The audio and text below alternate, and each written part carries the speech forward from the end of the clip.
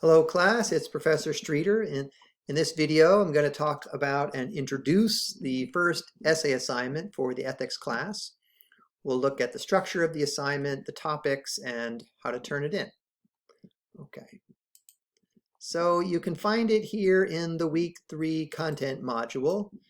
We are thinking about meaning this week, reading Susan Wolf's article on meaning and happiness. There's a discussion topic focused on the myth of Sisyphus that she references and asking you to think through the implications of that myth and begin to reflect on the role that the pursuit of meaning plays in your desire for a good life, or how meaning and happiness are related to each other. That's something you can explore in the discussion topic this week. If you scroll down, I have asked you to start thinking about your essay this week, and now I have shared with you the prompt, which you can find here. Let me show you when you're ready to turn in the introduction to the essay, which is due next week. You can find that in week 4. If you scroll down to week 4, I have the homework 2 folder here in week 4, and homework 2, which is due next week, February 25th, will be an introduction to your essay, between 250 and 500 words, in which you introduce your topic. I also would like you to include at the end of the introduction a list of works cited that you are referencing in your essay, or you plan to reference in your essay at the end of the document. So that's something you can submit here next week to the homework 2 folder. I also have a link to the prompt here. But let's go back to week 3. And so if you click here, it takes you to this PDF file, which is the prompt for the essay. I think it's a little easier for me to view it here. So let me go to, and I've also shared, this is a link to the Google Doc. I've also shared that with you. So I can make it bigger here. So the prompt begins with the background for the essay, framing our big question about well-being, what it means for a person to live well and fare well in life, how we go about identifying that and measuring it. That's been our big question. So the first essay is asking you to explore that question. What are the elements of a good life? What are the essential elements? What kinds of things all by themselves make a person's life go better?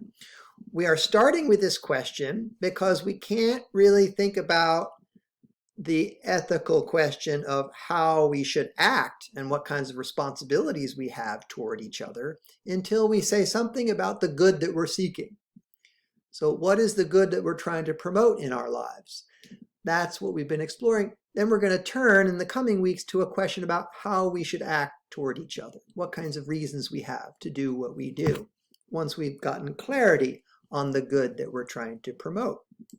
Okay, so before we look at the topics, let me scroll down here and think about the requirements or the structure and the due dates. It's a little bit too big.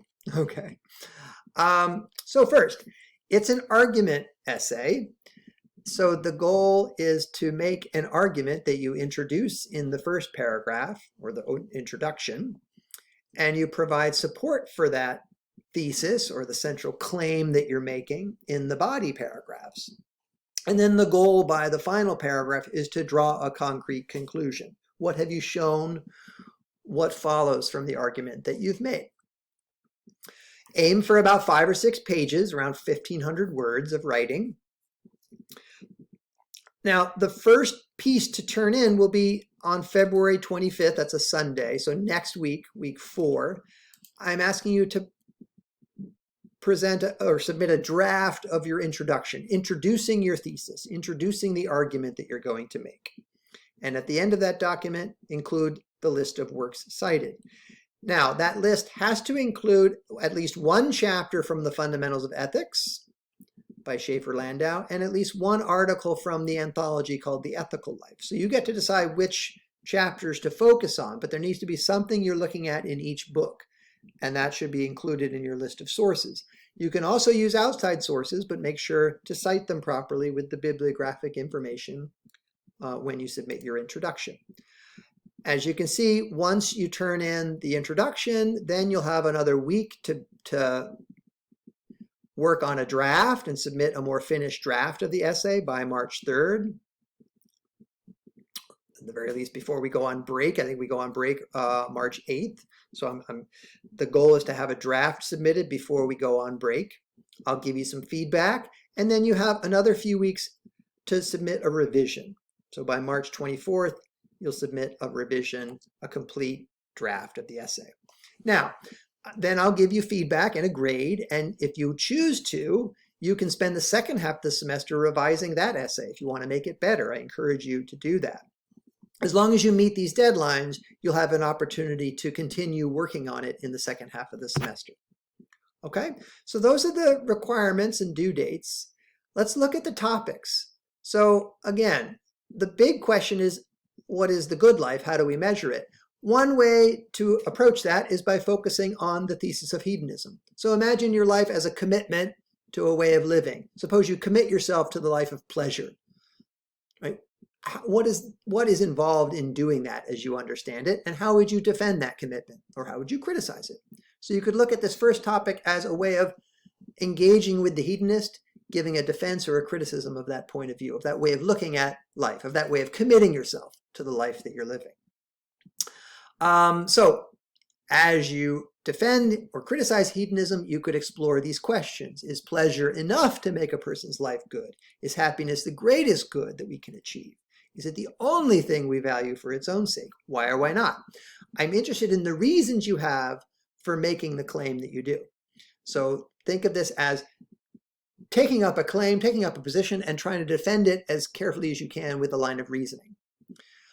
You could also think through the implications of your answer, like what practical difference does it make to how you live, if you're a hedonist or not. Here I would focus on Schaefer-Landau chapter 2, where he gives criticism of the hedonist. He raises objections to the view. And then you could look at Mill and Epicurus as philosophers who have defended hedonism. Okay, that's one way of approaching this topic. A second approach is to think about the topic for this week, the debate between, let's say, Heathwood, who's a subjectivist about well-being, and Hooker and Wolff, who present a more objectivist account of well-being or the good life.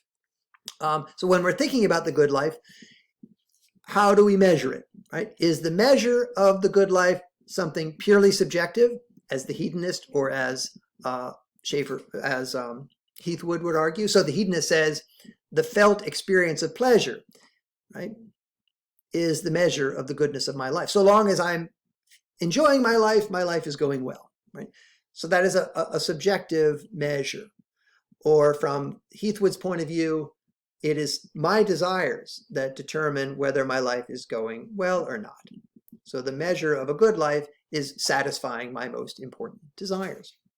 Here, these are qualities of the subject that determine whether her life is going well or not.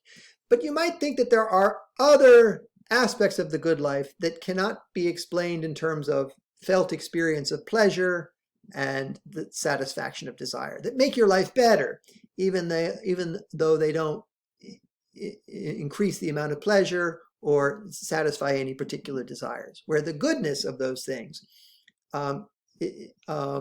can be explained independently of our desires or independently of the experience of pleasure. Both Hooker and Wolff consider different ends that we could pursue, like freedom or developing a good character or friendship or meaning, that seem to have value for us independently of the pleasure they bring or independently of the desires that they happen to satisfy. And so you could enter into that debate between subjectivists and objectivists. How would you go about defending one approach over the other? Is getting what you want enough to make your life good? That's Heathwood's subjectivist account.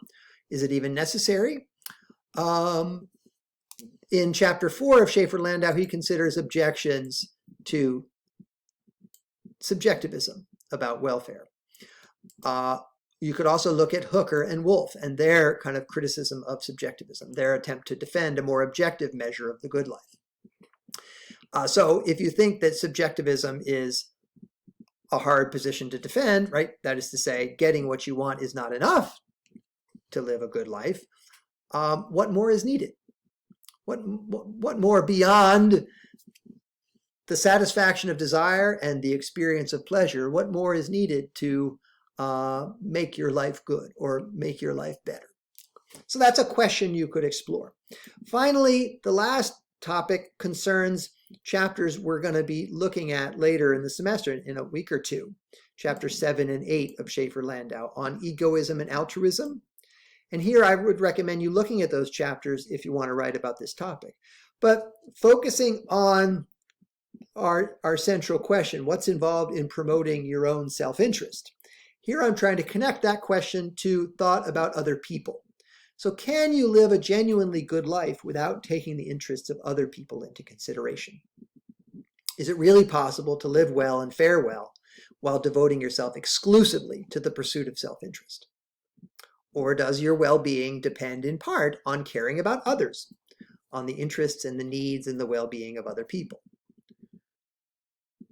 So here you could try to draw a connection between the way in which we promote our own interest and the concern we take for the interests of others. How are they connected?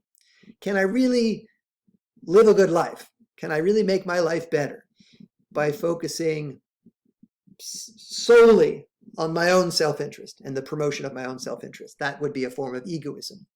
Or does my good, does the goodness of my life depend in some way on the desire to benefit others or the desire to promote the interests of others? That's called altruism. Right? So I guess that's the question, right? Can a pure egoist live a good life? Or does the egoist need to have altruistic motives or altruistic desires? That is to say, do I have to become something of an altruist in order to live a good life?